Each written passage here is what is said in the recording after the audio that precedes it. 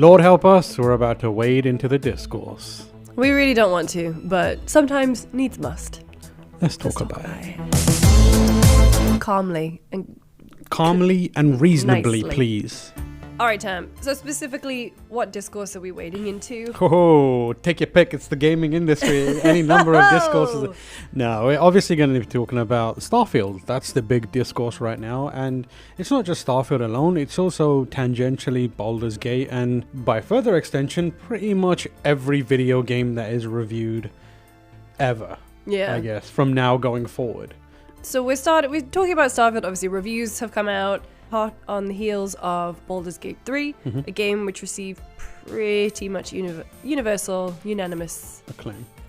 Yeah, and I guess the conversation around it isn't as important as the conversation that we're not able to have with these games because of the conversation that is happening, namely that it feels like discussion around video games right now doesn't have much substance to them because the groundwork or the context for these conversations is often laid out well before a game is even given to people to review or the larger public to play. Unintentionally, Starfield and Baldur's Gate have fed into the worst part of console wars, which in itself is a stupid term. Incredibly stupid. And it's impossible to have a nuanced conversation about what you like or what you don't like about either game, because then defenders from the other side will come up and argue with you like their life depends on it. At this point, I think this is the worst it has ever been, where the circumstances and context around which someone else is having this conversation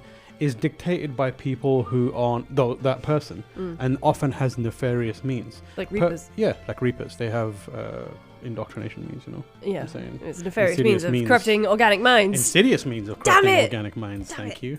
Fake fan. I have already had multiple people messaging me to be like, I know you won't be able to put out an impartial review or a honest review because you accepted a code for this. And it just sucks that you're doing that. I'm like, what? And I've seen a lot of that discussion happening where the circumstances are dictated by people who have these ill intentions. The kind of console war groundwork is laid by them, so that by the time a game comes out, no genuine opinion can be properly put out there without that subtext automatically being part of it. But it's not even just like on the reviewing, games, media, content creation side. It's just like people expressing their interest in a game. Like you can't even post about it online without people from the other side being like, oh, yes, you like this. And it's kind of, it is wild to me that someone else's enjoyment of a piece of media impacts other people. It is fine to be fans of things. We've said this so many times on the show. It is fine to be a fan of things. We're fans of things. Yeah. We love things. Love things all the time. I'm wearing Mass Effect underwear right now. You're wearing a Final Fantasy shirt. Meets Frasier. I'm a Frasier fan. It means that like the conversation is already rooted in the fact that either people who want to express excitement or even have criticisms about a piece of media feel like they can't do it because they'll get shat on by the other side. And there are these people who are just like waiting to pounce. The reason why we're also kind of like, we talked about Baldur's Gate, like it wasn't subject to the same thing, but we did have a moment where the game came out and then there was some discourse around it, and we quickly moved away from talking about what makes the game interesting. We moved on. We didn't go back to let's talk about Baldur's Gate properly. Like, I don't think there's been enough discussion had about how great the writing is in that game, how good the music is, how good the voice acting is, the magic that has gone into making that game so flexible. And now we're moving on to Starfield.